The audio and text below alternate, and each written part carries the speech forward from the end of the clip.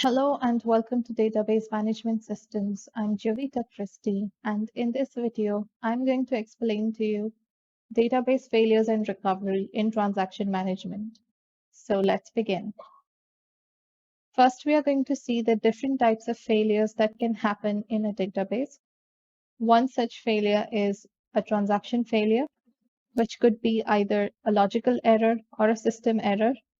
This occurs when the transaction itself fails or gets aborted.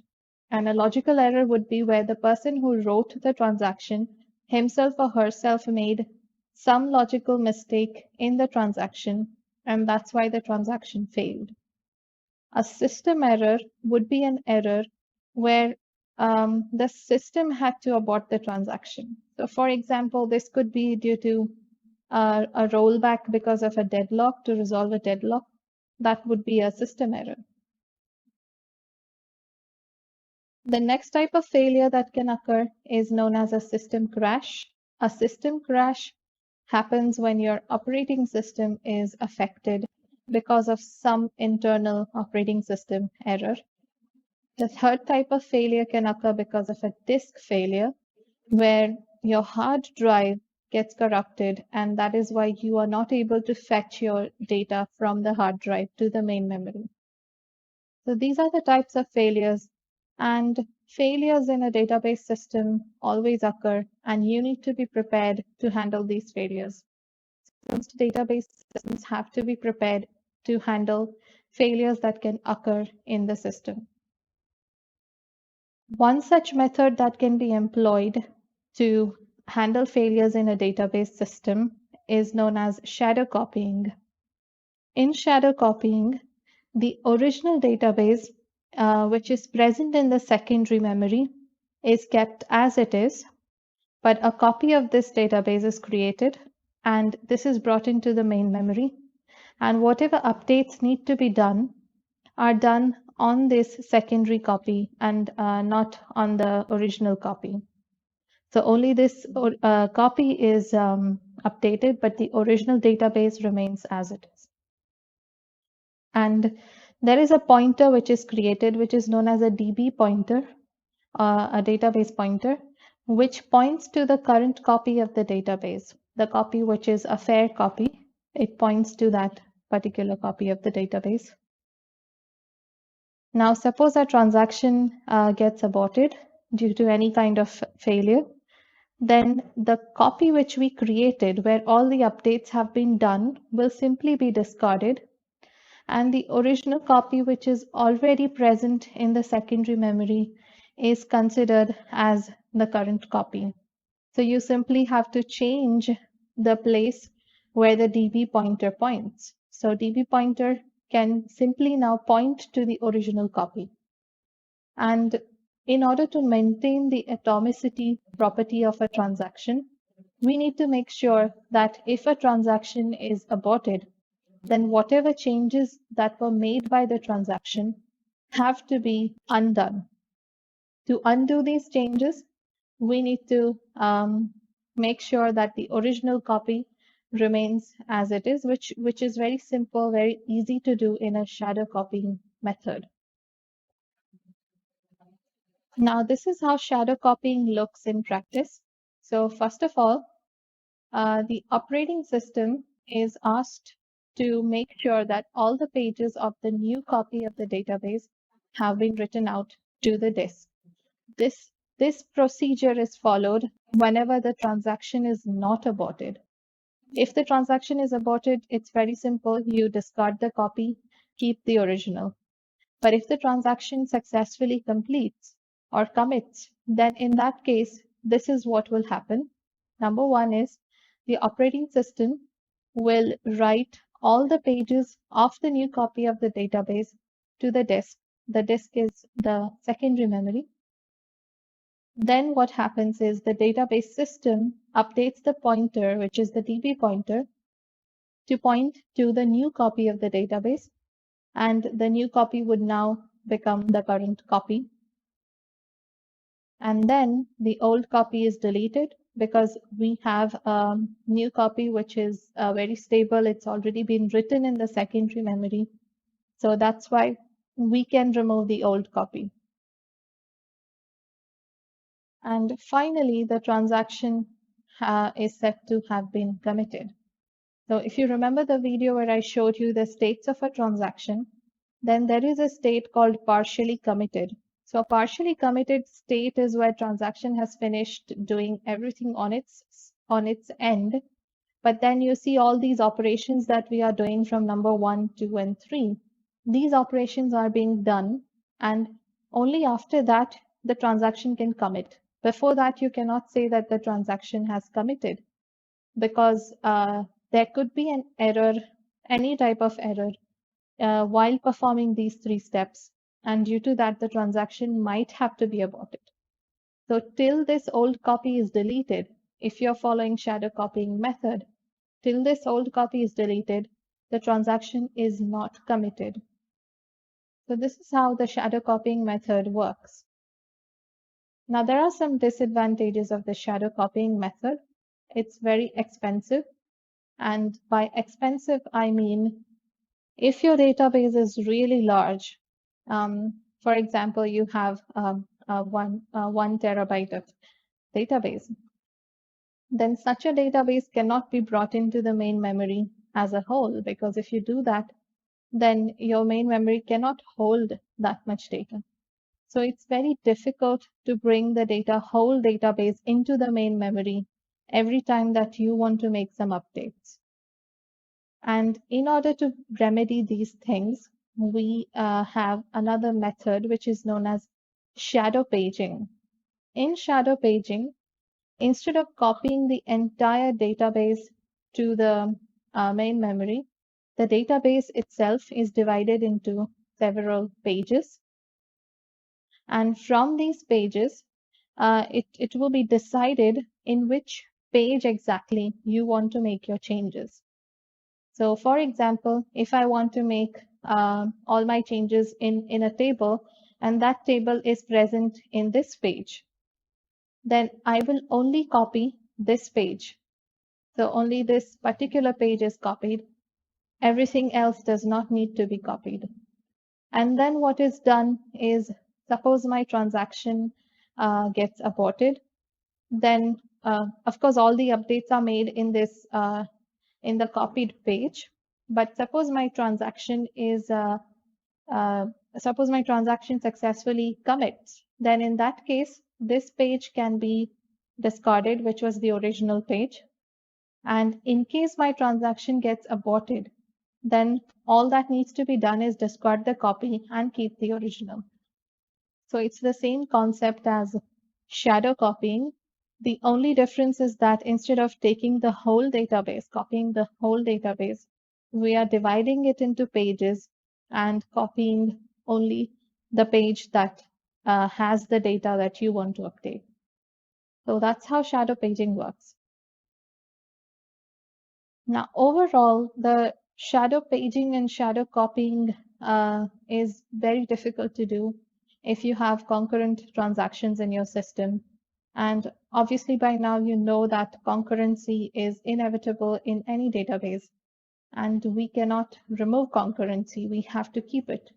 So if you have a lot of concurrent transactions, then it's very difficult for such transactions to work together, because suppose they require the same kind of page, then every transaction creates a copy of such a page.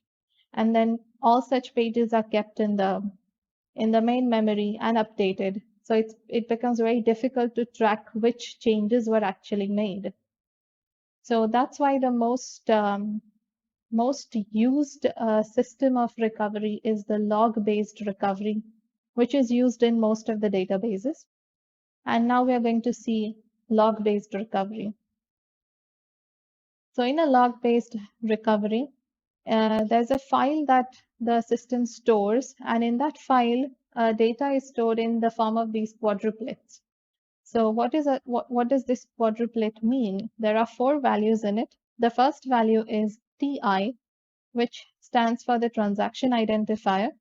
So you must have noticed that every time I have told you about a transaction, in this unit, I have always talked about T1, T2, T3. So those are transaction identifiers.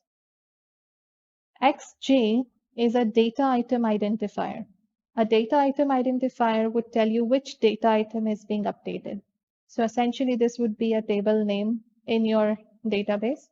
But in our case, for simplicity, we are just going to use A, B, C, D, and so on. V1 stands for the old value. This means before being updated, what was the value of that data item? That would be stored in V1. And in V2, the new value is stored. So after being updated, what is the value of that data item now? That is stored as the new value. Other than this, there are also some operations that are stored in the log file. And these operations are, first of all, if the transaction is starting, then the identifier of the transaction along with the start operation. This is also noted down in the log file. If a transaction commits, then even the commit operation of the transaction is noted in the log file. If a transaction aborts, then that too is noted in the log file. So these many things are noted in the log file. Now let's see how we can use this log file to make a recovery from failure. And in order to understand that, I'd like you to first know how database is modified. There are two methods of doing it. The first method is known as a deferred modification, where a transaction does not modify the database until it has committed. So till the transaction commits, it will not modify the database. And the second modification is immediate modification. In this, modifications occur while the transaction is still active. So it's not necessary that the modifications are occurring as soon as possible or as soon as the transaction makes an update, but they are occurring before the transaction is committing. So transaction is still in active state and modifications are being made to the database. Whereas in deferred modification, till the transaction gets committed, the database is not updated. So any system would employ either of the two modifications based on requirement. Now let's see how we can recover using a log. So for that, there are two operations. The first operation is known as the undo operation. Undo operation is performed whenever is performed in this manner. So first of all, the log record sets the data item specified in the log record to the old value. Undo, as the name suggests, obviously, will undo everything that the transaction has done. So all the new values are set to the old value. This can be done by looking at the log, because the log is storing the old value as well as new value of a data item. So you can always look there and set the data item to the old value. This is done if the log record contains the start log of a transaction, but not the commit log. So earlier I told you that the log also records when a transaction started and when it committed. So if there's a failure occurring and afterwards the log file is checked and it is found that there was a transaction that started but never committed, which means that transaction's commit record is not present in the log. So in that case, what will happen is we will have to undo all the work that transaction has done. So all the changes have to be undone. The next option in log-based recovery is redo. In redo, using the log record, the data item which is specified is set to the new value. So in undo, it is set to the old value, and in redo, it is set to the new value. And this is done if the log contains the start log as well as the commit log of the transaction. So if a failure has occurred and the log contains start and commit both of the transaction, then the redo operation can be done. Now consider this transaction. We are going to see an example of a log-based recovery. So consider this transaction. I've been using it a lot in my videos, so you already know what it does. It transfers the amount of 50 from A to B, and you can consider, just for the sake of it, that A and B are two different accounts in a banking system. And consider a second transaction, which is T1. So first one is T0, this is T1. This transaction doesn't do much, it just subtracts 100 from C. So that way I have two transactions. Now the log, first of all, assume that both transactions are happening serially, because it's just an example. So T0 is happening and then T1 is happening. So this is what your log looks like. This is a file that is stored by your system, and your file will look like this. You will have, first of all, because T0 is the first transaction that is executing, first of all, it will make an entry in the file that T0 has started. Now, afterwards, you can see what T0 is actually doing. T0 is subtracting 50 from A. So here we are going to assume that the original value of A is 1000. So that's why there is an entry in the log that says T0 A 1000 and 950, because 1000 is old value, 950 is the new value. Then next we have the same transaction performing plus 50 in B. So in this case, what is done is, once again, there's an entry T0B, and the old value, let us assume, is 2000. Then the new value is going to be 2050. And then if the transaction T0 successfully finishes all this, then you can say that the log entry will be made, which is T0 commit. After that, let us say that T1 is starting. So in that, we are going to write down in the log T1 start and assume that the value of C is 700. Then the new value is going to be 600. And finally, T1 will commit. Now let me show you how we can use this log in order to make a database recovery. So in this log, consider that there is a failure at this point, which means only 3 entries were done in the log, and after that, there was a transaction failure. And this is all my log contains, the first 3 lines. Using those first 3 lines, I know that T0 started and made all these changes, but then it did not commit. So what we need to do is we need to undo T0. So that's why there is an undo operation performed for T0, which means the values of A and B will be restored to 1000 and 2000 respectively. Next, you can see that there can be suppose there is a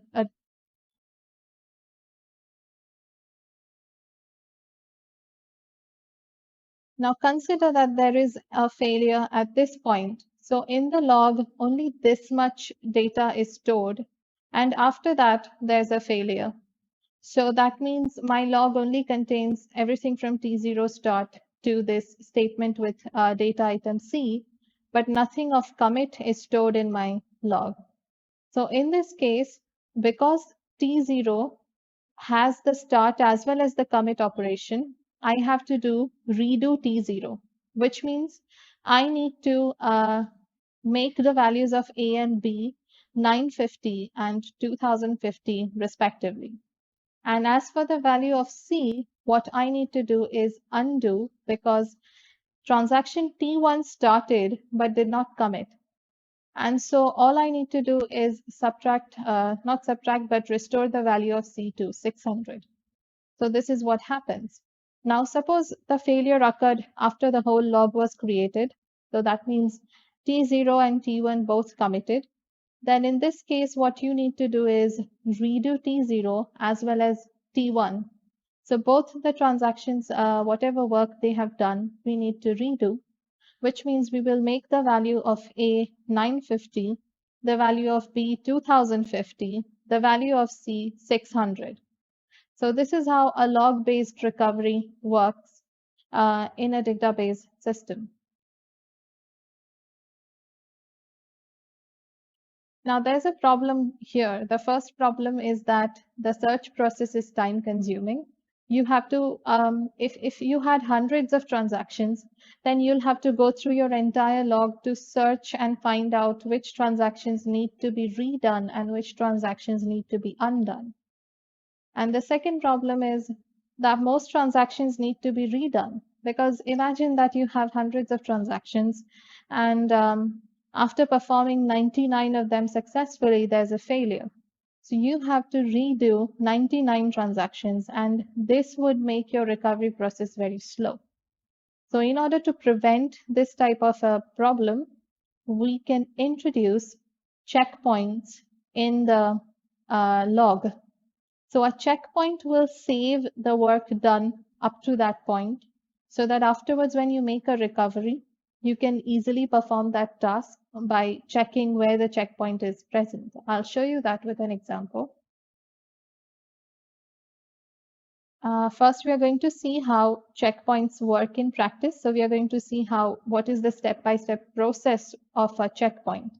So the first step is you will output onto stable storage all log records that are currently residing in the main memory. So whatever is present in the main memory currently, the log is actually present in the main memory as a file that your system maintains. So this file is stored into the secondary memory at whatever place you want to put a checkpoint at. Then the second step is all this, you will output to the disk all modified buffer blocks. So in the secondary memory, whatever modified buffer blocks are present, which you must have known if you know the database system architecture, that there's a buffer. So whatever is there in the buffer which has been modified will be then transferred to the secondary memory. And lastly, output onto stable storage a log record of the form checkpoint L, where L is a list of transactions active at the time of the checkpoint. So this will show you that while the checkpoint did its work, these were the transactions that were active. So later on, using this list L, you can decide which of the transactions need to be undone and which need to be redone. Let's see it with an example. So we'll use the same log that we had earlier and consider that there's a failure occurring at this point in the log. So at this point, you know that T0 and T1 both have committed. And normally, without a checkpoint, what you would have to do is redo T0 and redo T1 both, because both have committed and started and committed. But if you introduced a checkpoint, let's say that after I finished T0, I inserted a checkpoint. That means whatever T0 has done has already been copied to the secondary memory. So I do not need to redo T0. I only need to redo T1. And although it seems like a very little thing when only 2 transactions are present, this would actually make a huge difference if you had hundreds of transactions to be redone. So this is how log-based recovery can be improvised by using checkpoints. And that's it for this video. I'll see you in the next one. Thank you for watching.